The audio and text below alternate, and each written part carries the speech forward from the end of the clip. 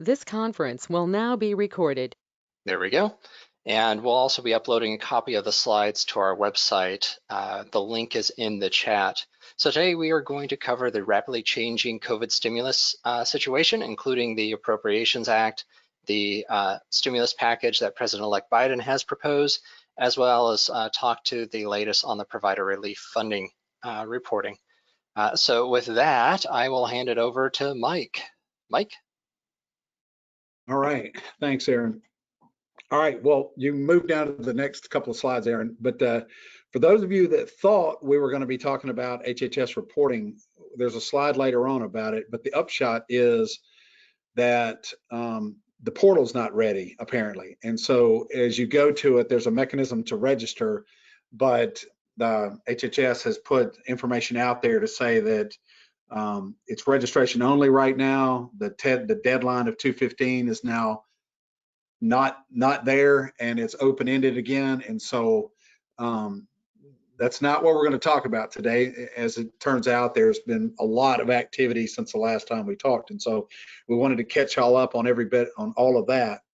And as soon as the portal opens and we have a new deadline and a new, a set of information to go through with that, we will schedule something ASAP on that and walk that back through with everybody. Now, that said, a couple things that have happened since we've talked last is that between Christmas and New Year's, the Consolidated Appropriations Act was passed, and there are several aspects of that y'all probably need to chat about just for a minute.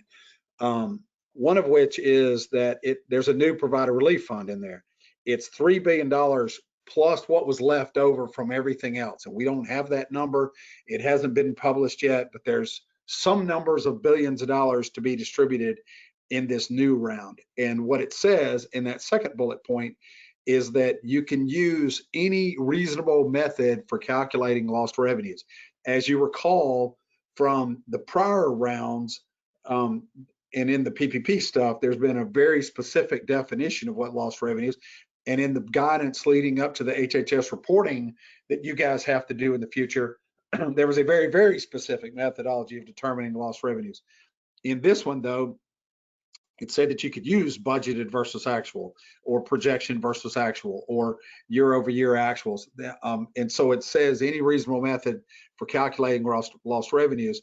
And in theory, it's supposed to reimburse up to 88% of those lost dollars after all sources have been considered: PPP, prior rounds of HHS stimulus, all that kind of good stuff.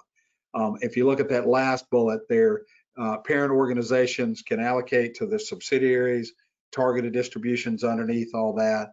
Needs to be some clarity around that, but health systems can qualify to participate as well. Next slide. Also included in there, if you were one of the many physicians that were looking at the prior round of updates to the Medicare funding, or the Medicare fee schedules,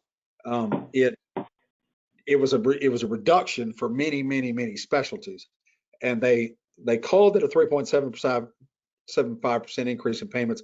What they really meant was it was that, and then multiplied by the weightings of it, such that the actual impact by specialty was up 5 to 7% depending on the specialty. And so we had issued out, and if you haven't gotten that or want us to reissue it to you guys, just shoot us an email. We'll shoot it back to you, because there are specialties in there where the answer is 7, 8, 9, 10% better than it was last time, and the vast majority of the specialties are up something now. It's probably 80% to the good and 20% to the bad now, whereas it was sort of flipped that in the prior version. And so most of the hit went away, and overall it looks like it's around a 2, 3, 4% increase across, all in across the board. The sequester cuts that have been on hold forever since the pandemic started have now been extended through 3/31. They were through 12/31 previously. That was in there as well. The next slide. I mean, there was $30 billion in for vaccines and therapeutics, and you'll see that there's some more that's contemplated in round 4 in the president-elect's version of the bill that I'll go through at the end here, and then 22 billion in for COVID testing and tracing. What is not known, that last bullet, is that the dollars the last time that were distributed, the federal dollars that came, not the ones came through HHS, but the other stuff specifically related to vaccines and testing, went through the State Office of Planning and Budget and were distributed out through Health Department and then straight directly from the state. We don't have any news yet on how Georgia is going to receive and distribute those funds as it currently. And I know a lot of y'all who are doing vaccine distribution right now that there's not really a mechanism to be reimbursed for it very adequately. Hopefully that gets addressed in the middle of this, but there's no specifics that we're aware of currently on all that. Next slide. A couple other things that were included in there were the extension of the paid leave credit. So all the payroll tax credits, those programs that were through 12/31, that you could get payroll tax credits for people accessing sick and family leave time back in the original Virus Response Act, that all got extended through 3/31, and so those payroll tax credits are available to you. I'm having surveyed y'all. I'm not sure that there's many of y'all accessing that per se, but that option did get extended for a while. And then it did allow FSA rollovers, and so the FSA accounts where you couldn't carry over unused health and health benefits year, you can from this year due to the flexibility that got built in that law. All right, so the next part of this is there's a brand new payroll protection round 2. And so as you recall, many moons ago, there was round 1 that came with the first, either round 1 or round 2 stimulus way back in April. And then yet many of y'all went through the first round of the payroll protection program. And if you got left out the first time, there was a refresh of those dollars that went in the second time. And most everybody that wanted to, or at least that we were aware of, got to go through it and get the dollars the first time. It's another version of it, but what is different this time is that someone who got dollars in round 1 can still apply again for this round. And so there's 2 sets of rules as you'll hear me go through this. One of them is if this is your first bite at the apple, there's 1 set of rules that goes with this. If this is your second bite at the apple, then there's a second set of rules. And so we'll walk through those separately, but it's 284 billion, which, as we'll say here in just a second, we're not really expecting the same run on the banks that we had last time. And there's a couple reasons for that. One, as you'll see in here, the maximum loan that you can get dropped from 10 to 2 billion. Number 2, it does require a year-over-year reduction in revenue, at least in one quarter of a year. And then it drops the number of qualifying employees from 500 to 300. And so you'll see that the bucket of people that are companies that can apply for round $2, if you already went through the program one time, is smaller. And so it's about half the dollars, but also expecting that far less than half the amount will be asked for from last time. So not currently expecting the same round of the banks. And the program opened a week ago, and you really haven't heard that. And so it's ongoing now. Next slide. All right, so this is the criteria for the second draw loans. Like I was saying before, the second draw loan can be up to 2 million, down from 10 million, with the following criteria. It's 300 or fewer employees versus 500 in round 1. The second one there is that has experienced a revenue reduction of 25% more, all or in part of 20. And so you can either do it quarterly, looking at a single quarter, any individual of the 4 quarters qualifying, or annually, that you show that full 2020 versus 2019 is 25% less, and you would qualify under that as well. One odd point is that it seems like the documentation has you report on calendar quarters, but the ruling doesn't necessarily say it's calendar quarters. And so if you're reviewing your own numbers, I would suggest that you consider looking at any consecutive 3-month period, or any consecutive 3-month period, to determine whether or not you might qualify in the first place. I'm sure there's going to be FAQs that are going to come out to clarify that. However, for right now, if I was somebody looking who's gone through it the first time for a second draw loan, I would look for any 3-month period that looks like that works for you.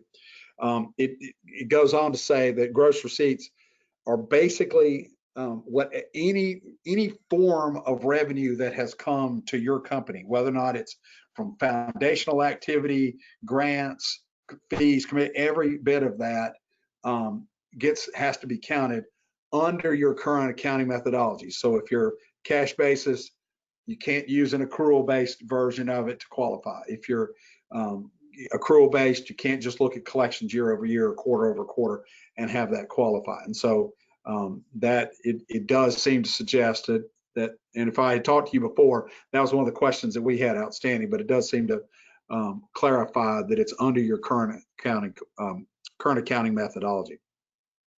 One point of note is that forgiven first draw loans are not included in your 2020 receipts. And so if you otherwise, would have qualified because you have 25% and the PPP money from the first time makes it where you wouldn't have in that quarter, that doesn't count. And so you still qualify at this point. Next slide. Continuing on with that, as I was saying, that back to first draw loans. For these entities out there, remember, this is not just healthcare, this is everybody. Their criteria is very similar to the first round. And so their limit is still 500 employees, not 300 for the second round. Sole providers, self-employed individuals all count for that. Nonprofits, including churches. This is one thing that did get clarified since the very beginning, and I was mentioning this to the community service boards who might be on the phone today, that it was clear the first round of this, way back when, only 501c3 hospitals could qualify, ones that had been reorganized under the state law and were not governmental county entities. Then it clarified later on that the hospital authority type hospitals could qualify, and that has continued on into this round. And so the nonprofits and governmental related hospital authorities are clearly included this time. And so from a community service board perspective, I was mentioning the other day that we should have legal review of that and figure out whether or not the community service boards apply. And I think I missaid it on the phone first time. Because all the community service boards are first draw, your limit would be 500 or fewer employees that would qualify. And you do not have to meet the 25% year over year reduction. Yours would just be a first draw that was basically under the rules from the first time through. A couple of other points is that there's an emphasis on the restaurant industry and food services industries, and so those also specifically qualify 500 or fewer employees. A lot of those chambers of commerce, all those kinds of things, the 300 or fewer that have less than 15% for lobbying, that doesn't apply to anybody in here. And then interestingly enough, they specifically say that sports leagues aren't eligible, which I'm certain is in relation to the Los Angeles Lakers getting a PPP loan from the first time through. So congratulations there. Next slide. Yeah. So similar to round one, the documentation that you have to submit is very similar to what we've been talking about. It's because it's going to initially be based on, as we'll talk about in just a second, the 2.5 months of payroll expense that you've incurred. It's the documentation that supports that will be payroll records, payroll tax filings, the 1099 for the miscellaneous income, those kinds of things. Very similar to the first round. So the documentation to support the second round PPP will be the very similar information. Next slide. Maximum amounts, as we were saying before, the first and second time, both of them are still based on 2.5 times average monthly payroll cost with a cap per employee of 100,000 per loan. With the exception of the restaurant industry or the food services industry, those are 3.5 times. However, the cap, although you're calculating it based on 2.5 times average monthly cost, if it's your first draw, the cap is 10 million overall. If it's a second draw, it's still 2.5 times average payroll cost, but the cap is $2 million the second time through. And then the supporting documentations, the quarterly tax returns, state wage, unemployment tax returns, those kinds of things that would have to be used to support those loans or the application for those loans. Next slide. All right, in the PPP, the second round through, the borrowers can have the first and second draws loans forgiven if the funds were used on eligible costs. That was the rule the first time. It's the same as this time through. As with the first round, cost eligible loan forgiveness can include same things as first time: payroll, rent, mortgage, that kind of thing. However, they're adding in some other things now. If the PPP cost, facility expenditures, those kinds of things are now eligible PPP expenses to claim as well. We'll talk in just a second. The problem with that is that it overlaps with the same things that can be used to justify the HHS funds, the provider relief funds that you've done. And so to the degree you use these kind of expenses to support your paycheck protection loan, you just got to remember that it's going to separately, you're going to have to exclude that from the reporting on that side, because those rules are very specific to say that every expense that was used to offset a PPP loan, those expenses are not eligible to support the provider relief fund reporting that's going to occur as well. All right. Also, property damage that was related to any damage, vandalism related to public disturbances in 2020. That's odd to add, but nonetheless, if you had any of that, then that's covered as PPP stuff. And then an open-ended one that says expenditures to suppliers that were essential at the time of the purchase to your operations. And so, you know, those of you right now, those hospitals that are having to buy beds versus rent beds, those kinds of things that are absolutely essential to the fact that you've got a full house of COVID patients right now, any of that stuff can be used to claim against it. Same thing as for the HHS, the provider relief funds, but they all qualify for both programs to spur for forgiveness in that. Next slide.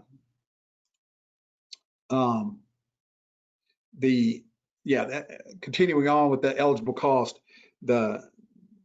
any expenditures related to business software, cloud computing services, those kinds of things also qualify as expenses, and were not part of it last time, related to human resources, sales and billing functions. So it's very open-ended.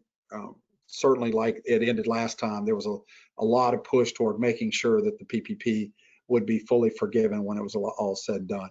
The program appears to still be an 8-week version of it and a 24-week version, just like last time. And so it doesn't affect the amount you get, but you either file for forgiveness based on 8 weeks worth of expenditures, all those old categories versus the new categories, or 24-week version of it.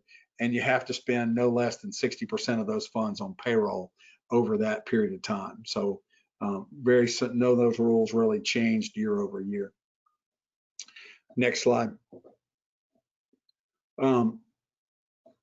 So a couple of things, and I was mentioning these before, that we just got to make sure as we begin reviewing eligibility, just make sure that the PPP funding will factor into the HHS reporting. That doesn't say that you don't do it or anything like that. It just means that you got to keep the reporting and the categorization of those expenses very clean between those used to support paycheck protection forgiveness and those used to support the provider relief fund justification to retain those funds. And then again, depending on the timeline of accounting for all the PRF funding, you consider whether or not it makes sense to apply for a second round PPP so that doesn't offset justification. Again, our general rule of thumb is to obtain all money that you possibly can and then pay it back in the if you can't justify it in the future. Because again, we don't know what the future holds, and this certainly isn't a 2020 event. And it looks like through 2021 we're going to be dealing with this as well. And so, nonetheless, it's you should consider the implication of PPP on the HHS justifications later on. Next slide. That's really it for PPP round 2. As I was saying before, the HHS provider relief reporting, the original dates are down here. 1/15 was when the portal was supposed to open, which it did, but only in part. 2/15, we were supposed to report everything, expenses and then lost revenues through 12/31. And then we were going to have a second bite at the apple that was going to run through 6/30. Then we were going through expenses and revenues through 6/30 that we were going to report as of July 31st. Now, the portal did open on Friday, but like I'm saying, it's for registration purposes only. It's basically saying that you are going to apply to justify the provider relief funds that you have received in the past. And so one point about it is, as we've looked through it, you have to complete it in one session. It looks like I'll show you in the next slide what's required. It's really not all that much, but you can't do it part way and save it. You got to do it all at one time. And so accumulate the information that we're about to go over ahead of time and then show it and just input it all at one time. So the next slide, these are the specifics that are required. It's your tax ID number, the number that was used originally when you obtained the HHS funds in the first place, the name, contact information, address, blah, blah, blah, tax ID number of any subsidiaries that you were filing on behalf of. And then they had asked previously for payment information that set your account up to receive the funds in the first place. And so you'll have to turn in the tax ID number, payment amount, how you got the money, et cetera, from the first round. And so not that much to do, and looks like it can be completed in 15, 20 minutes. You just have to do it all at one time.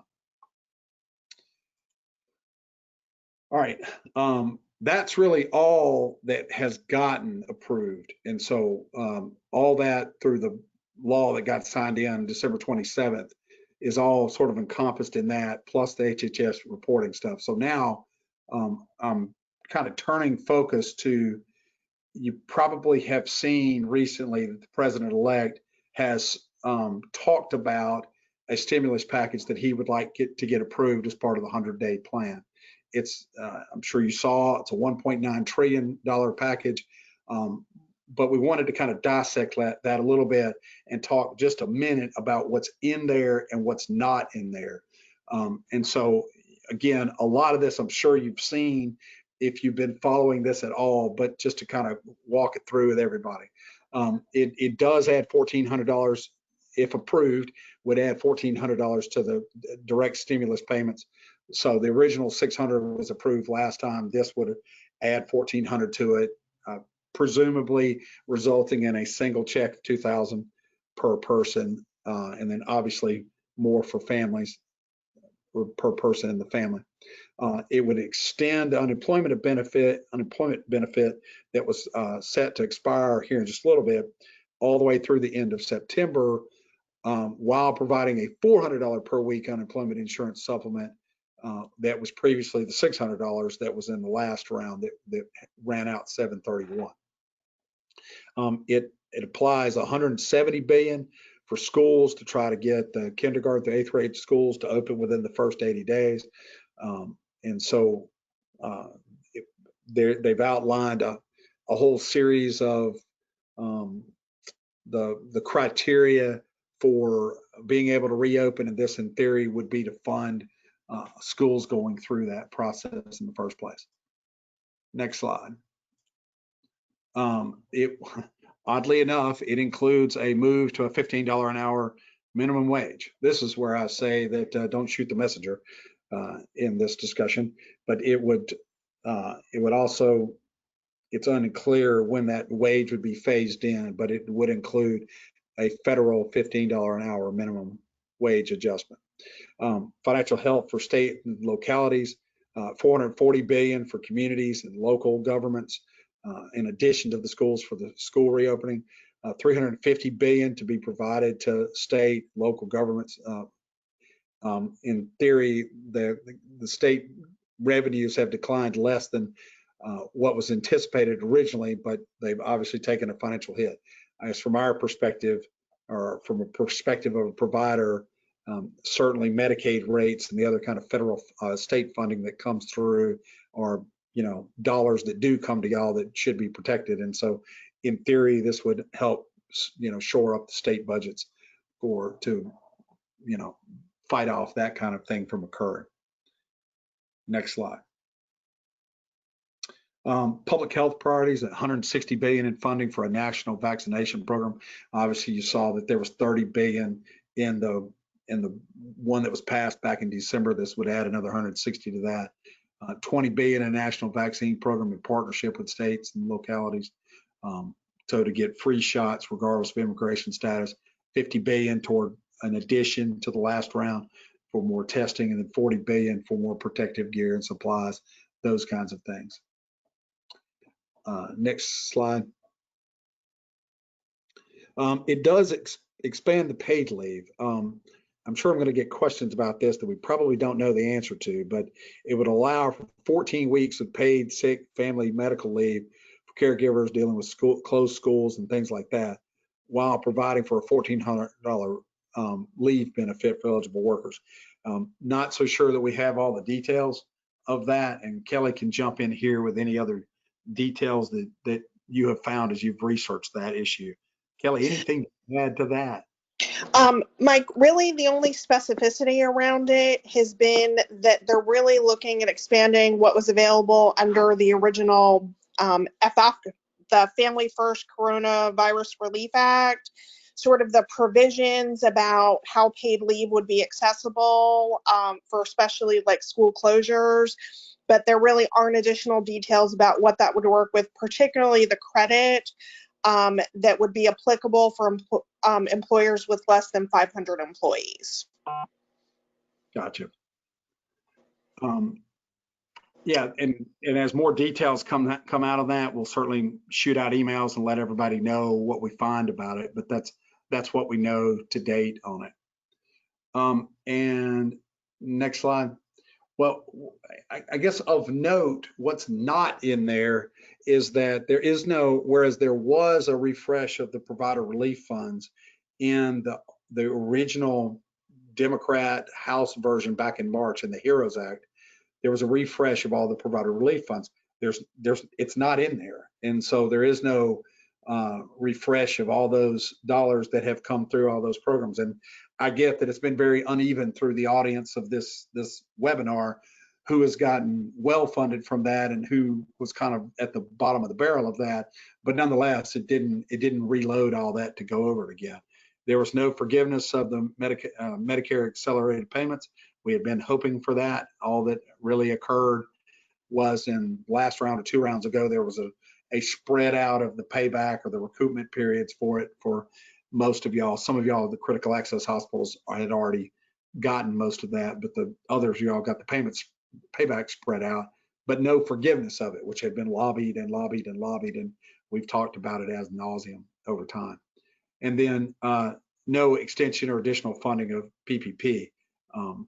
So it's what appears to be, and there's about half what it was last time. And so it doesn't appear to be adding to that number or changing the rules for what got approved back in December. And so it does look like the PPP program, as approved in the Appropriations Act back in December, is the program that we should be working under or should expect to be the one going through at this point. That's really it. So next slide. If y'all have any questions, I get that was kind of drinking from a fire hose. We will post the PowerPoint out there. Does anybody have any questions that we need to chat through? If the answer is no, I'm certain folks are going to have PPP round 2 questions. And so just email us and we'll call you and walk it through and give you the best information we know now. I'm certain there's going to be a lot more information about it as it rolls out. Anything else? Aaron, back to you then. Okay, thank you, Mike. And as Mike said, we will be posting a recording of today's meeting to our website at shpllc.com/webinars, as well as a copy of the slides. And if you do have a question, you want to reach out to us, feel free to email your rep, and they will gladly handle it, probably hitting up Mike too to answer those questions. So again, thank you for your time today. We'll go ahead and end this meeting. Thank y'all. I appreciate everybody's time.